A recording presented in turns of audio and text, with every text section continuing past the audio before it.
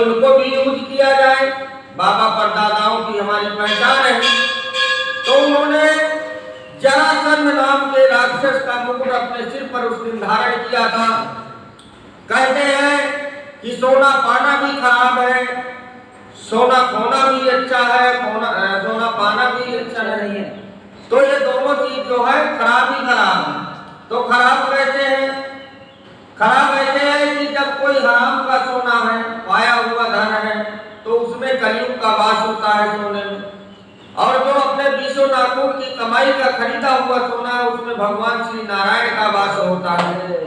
इसलिए कभी भी किसी का सोना पा गया अगर कोई, तो उसमें से कम 10 तो दान कर ही सकता है भगवान के नाम पर, कि कलयुग का कम से कम अंश निकल जाए उस सोने से। तो इसी कारण से उनकी बुद्धि भ्रमित हो गई और समीप ऋषि के गले में मृत सर्प डाल दिया। तो राजा परीक्षित की मृत्यु यदि ब्रह्मा ऋषि के वचनों अथवा श्राप से न होकर के किसी अन्य कारण से होती है, तो ब्रह्मास्त्र की महिमा बढ़ जाती है। क्योंकि यदि अगर ब्रह्मा का लेख नहीं है तो किसी की मृत्यु नहीं हो सकती। जब ब्रह्मा का लेख है तभी किसी की मृत्यु होगी और उसका वो रूप बनता है, वो कारण बनाता है। इसलिए राजा परीक्षित को सुखदेव जी महाराज कह रहे कि ब्रह्मा जी का तो लेख ही नहीं तुम्हारी मृत्यु में, और यदि अगर तुम्हारी मृत्यु हो गई तो ब्रह्मा जी का मान घट जाएगा।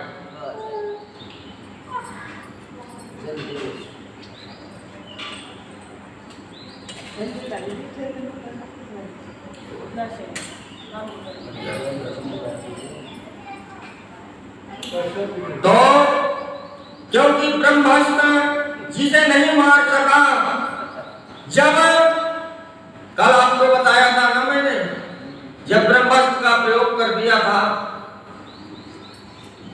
तब ब्रह्मास्त्र जब जा रहा था इनको नष्ट करने के लिए सुभद्रा के पेट में, तो भगवान नारायण ने इनकी रक्षा की थी।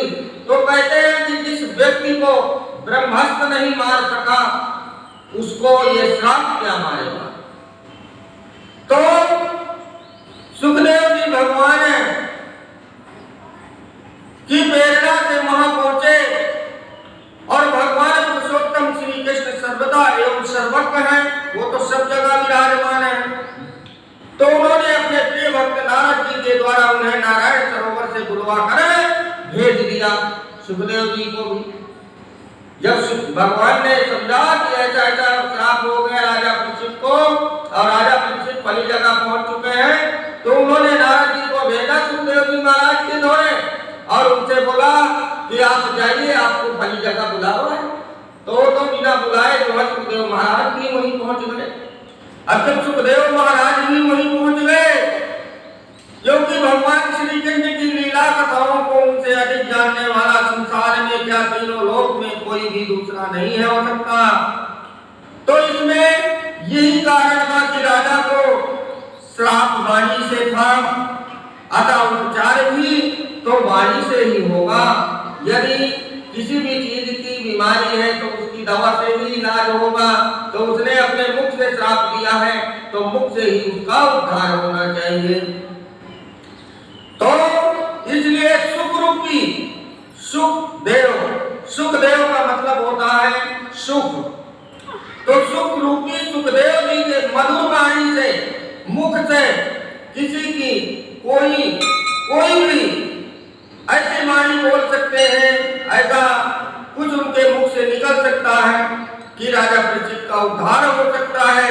तो पहला, राजा परीक्षित की मृत्यु नहीं होनी चाहिए, उनकी मोक्ष निश्चित था कि उनका मोक्ष हो जाएगा। और दूसरा, तक्षक नाग सर्प के द्वारा, और सर्प कभी अपनी मां का दूध नहीं पीता है, और जो व्यक्ति अपनी मां का दूध नहीं पीता है वो राजा परीक्षित को कैसे मार सकता है। तथा श्री सुखदेव जी ने भी अपनी मां का स्तनपान नहीं किए थे, इसलिए योग और योगेश्वर दोनों के एक योग मिल जाता है, सर्प का और राजा परीक्षित का एक ही योग मिल जाता है, इसलिए वहां नर और नारायण का योग बनता है। और सुखदेव जी के श्री मुख के द्वारा भगवान श्री कृष्ण की लीला कथाओं का अमृत पान करते हैं। अमृतमयी पान करने के बाद राजा परीक्षित को सीधे मोक्ष मिल जाता है। और जब मोक्ष मिल जाता है तो राजा परीक्षित ने कुमार सिंह के श्राप के वरदान को रूप में ग्रहण किया। उन्होंने जबरदस्ती कहा कि नहीं, मुझको उन्होंने श्राप दिया है कि आज के 7वें दिन तक नाग बनकर काटेगा, तो मुझको तो कटवाना पड़ेगा, क्योंकि मुझे उनके श्राप का मान रखना है। अगर उनके श्राप का मान नहीं मैंने रखा तो मेरे जीवन को धन्य है ऐसे राजा के जीवन को, क्योंकि हमारा वंशज जो है वो सत्यवादी राजा था।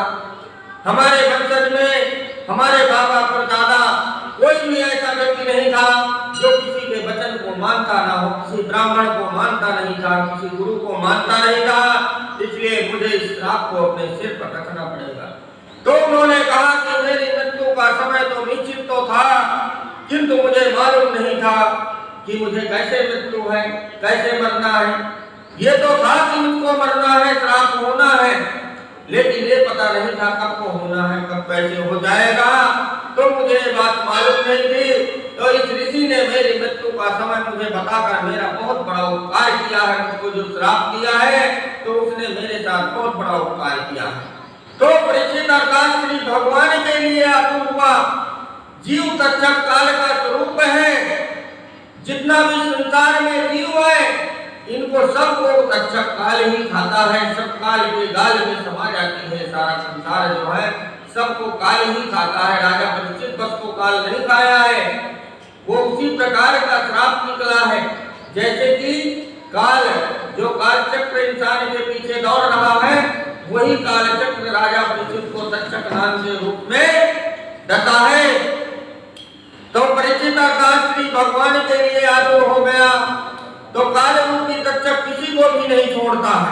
वह 7वें दिन डसता ही है। जैसे सप्ताह के 7 दिन होते हैं तो लोग मृत्यु को अमंगल मानते हैं, कहते हैं ये तो बड़ा शकुन हो गया, उसकी मृत्यु हो गई। लेकिन परंतु मृत्यु अमंगल नहीं है, मृत्यु कभी भी बुरी नहीं है, अमंगल नहीं है। अभी तो मृत्यु भगवान की सेविका है, भगवान की सेवा में लगी रहती है मृत्यु। तो मृत्यु को अमंगल नहीं मानते हैं।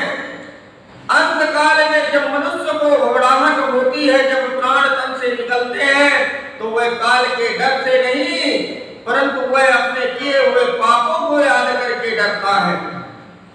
वह समझता है कि मैंने मरने की तैयारी तो नहीं की, अब मेरा क्या होगा। तो मनुष्य और तो सभी काम की तैयारी करता है, परंतु अपने मरने की कभी जीवन में तैयारी नहीं करता है। जिस प्रकार शादी की तैयारी करते हो उसी प्रकार धीरे धीरे अपने मरने की भी तैयारी करो कि अब हमारी उम्र ढल रही है, अब धीरे धीरे धीरे हमारा मरना होगा और फिर भगवान के यहाँ जाना पड़ेगा। इसलिए कोई अच्छे कर्म करो, कर्म धर्म करोगे तो मरने में डर नहीं लगेगा। यदि कर्म धर्म नहीं करोगे तो जब प्राण निकलेंगे तब कहोगे अब ये रह गया, वो रह गया, ये है वो है, ऐसे सोचते रहोगे, मन घबराता रहेगा। तो मौत के लिए सदा सावधान रहो। मृत्यु परमात्मा को बीते हुए जीवन का हिसाब देने का एक पवित्र दिन है कि सारे जीवन का अपने लेखा जोखा करके जब भगवान के यहाँ पहुंचोगे तो वहां सारे जीवन का तुम्हें हिसाब अपने देना पड़ेगा कि हमने क्या अच्छा किया है, हमने क्या बुरा किया है, ये सब परमात्मा को सुनाना पड़ेगा। तो जब परमात्मा मृत्यु का उज्जवल करना है तो प्रतिचार को उजागर करो और श्री भगवत मृत्यु को सुधारता है। प्रतिदिन शमशान जाने की आवश्यकता नहीं है, परंतु प्रभु का स्मरण चिंतन करने की आवश्यकता है। तो श्री शंकर जी शमशान में विराजते हैं, वे ज्ञान के देवता होने से शमशान में विराजते हैं। शमशान में सब भाव जागते हैं।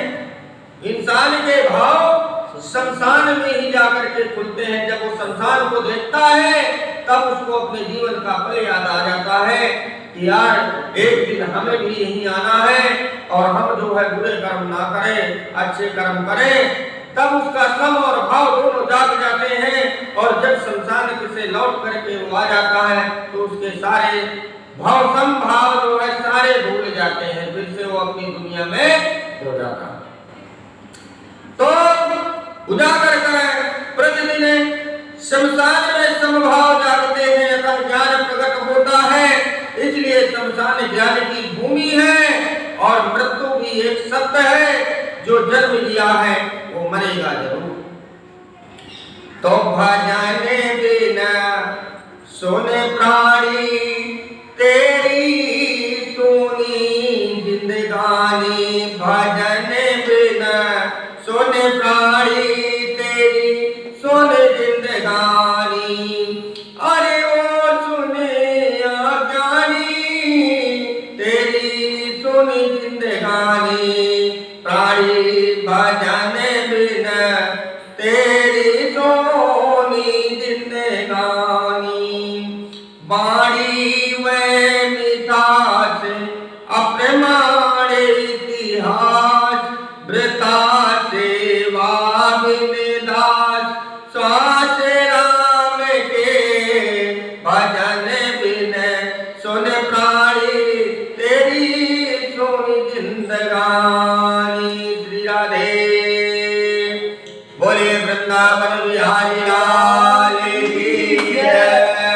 श्री राधे राधे श्री कृष्ण गोविंद हरे मुरारी, हे नाथ नारायण वासुदेवा, हे नाथ नारायण वासुदेवा, हे नाथ नारायण वासुदेवा।